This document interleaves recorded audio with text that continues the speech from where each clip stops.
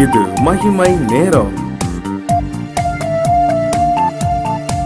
பிதாவாகிய தேவனாலும் கர்த்தராகிய இயேசு கிறிஸ்துவினாலும் உங்கள் எல்லாருக்கும் கிருபையும் இரக்கமும் சமாதானமும் உண்டாவதாக. மத்தேயு 13வது அதிகாரம் 44வது வசனம். அன்றியும் பரலோக ராஜ்யம் நிலத்தில் புதைத்திருக்கிற பொக்கிஷத்துக்கு ஒப்பாயிருக்கிறது. அதை ஒரு மனுஷன் கண்டு மறைத்து அதை பற்றிய சந்தோஷத்தினாலே போய் தனக்குண்டான எல்லாவற்றையும் விற்று அந்த நிலத்தை கொள்ளுகிறான். பரலோக ராஜ்யத்தை பற்றி இயேசு கிறிஸ்து சொன்ன இன்னொரு உவமை. ஒரு மனிதன் ஒரு பொக்கிஷத்தை கண்டுபிடிக்கிறான். அது நிலத்துக்கு அடியிலே இருக்கிறது, அதை எடுக்க முடியாது. அதற்குரிய முழு தொகையும் கொடுத்து அந்த நிலத்தை வாங்கினால்தான் அதை எடுக்க முடியும்.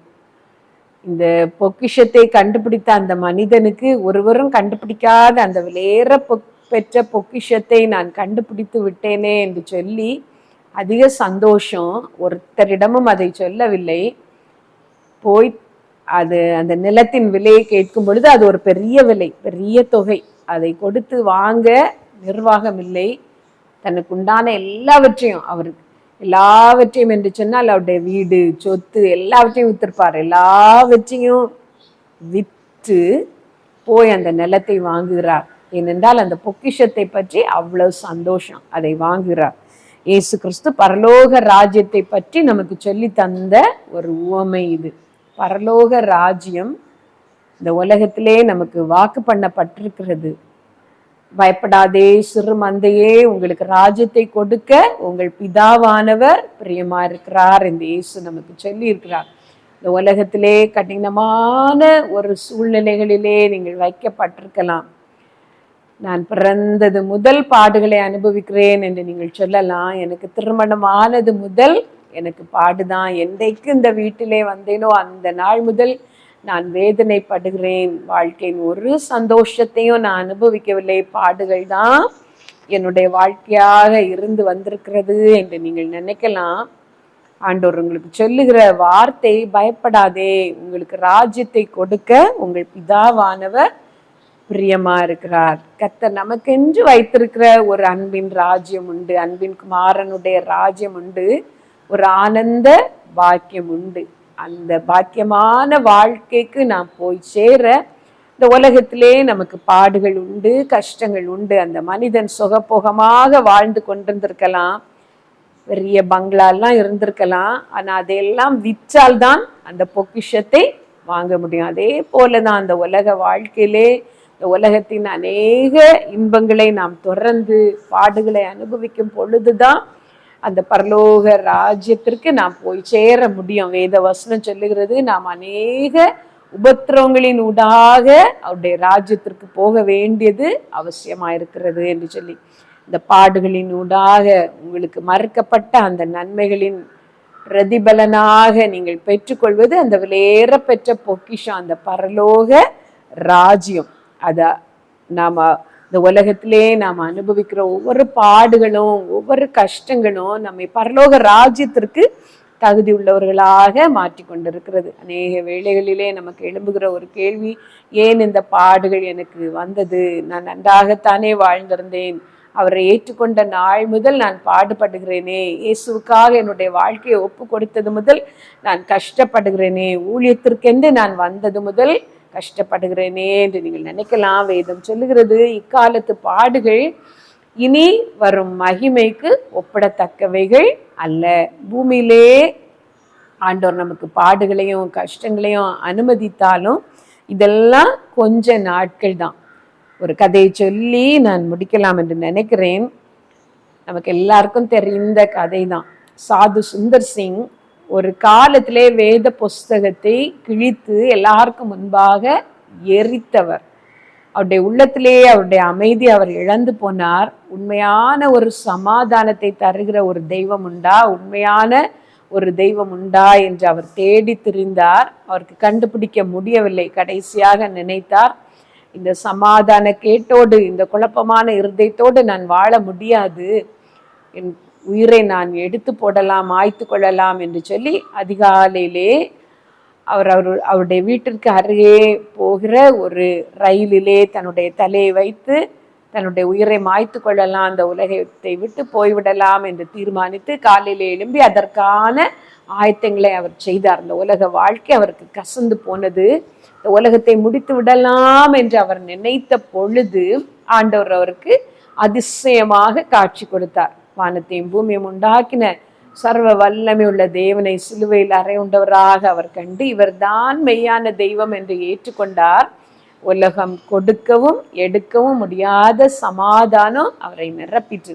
ஆனால் அதோடு அவருடைய வாழ்க்கை முடியவில்லை, அவருடைய கிறிஸ்தவ வாழ்க்கை முடியவில்லை. அதன் பிறகுதான் அவருக்கு உலகத்திலே பாடுகள் ஆரம்பமாயிற்று. கடினமான பாடுகளினூடாக அவர் கடந்து போக வேண்டியது இருந்தாலும் அவர் கிறிஸ்துவை பிரதிபலிக்கிறவராக அவர் இருந்தார். ஒரு தடவை அவரை பார்த்து ஒரு வீட்டிலே அவர் போய் தட்டின பொழுது ஒரு சிறு பெண் அவரை பார்த்து விட்டு தன் தாயாரிடம், அம்மா இயேசு வந்திருக்கிறார் என்று சொன்னாளாம். அவ்வளவாய் அவர் இயேசு கிறிஸ்துவை பிரதிபலித்தார். ஆனால் ஆண்டவரை பிரதிபலிக்கும்படி அவருடைய உள்ளான மனுஷன் நொறுக்கப்பட வேண்டியது, உலகத்தின் காரியங்களை எல்லாம் அவர் வேண்டாம் என்று ஒதுக்க வேண்டியது அவசியமா இருந்தது. அவரை பற்றின ஒரு கதை நான் கேள்விப்பட்டிருக்கிறேன். ஒரு தடவை அவருடைய தகப்பனார் அவருக்கு வரப்போகிற மணப்பெண்ணையும் காட்டி அவளுக்கு சீதனமாக வரப்போகிற அந்த பெரிய பொக்கிஷங்களையும் அந்த பெரிய சொத்துக்களை எல்லாம் காட்டி, நீ இவளை ஏற்றுக்கொள்ளுகிறாயா என்று கேட்டாராம். சாது சொன்னார், இல்லை, எனக்கு இயேசு போதும், இந்த உலகத்தின் சம்பூரணங்கள் எனக்கு வேண்டாம் என்று மறுத்துவிட்டு இயேசுவையே தனக்கு எல்லாமாக அவர் ஏற்றுக்கொண்டாராம். அவர் ஏற்றுக்கொண்டதின் நிமித்தம் இயேசுவோடு மற்ற எவரும் நெருங்கி வாழ முடியாத ஒரு நல்ல நெருக்கமான வாழ்க்கையை அவர் அனுபவித்தார். அவருடைய உபதேசங்கள் இன்றைக்கும் நமக்கு பிரயோஜனமாக இருக்கிறது. விலையேறப்பெற்ற உபதேசங்களை அவர் மூலமாக ஆண்டவர் நமக்கு தந்தார். சாது சுந்தர் சிங் எழுதியிருக்கிற வார்த்தைகளிலே என்னை கவர்ந்த ஒரு வார்த்தை உண்டு.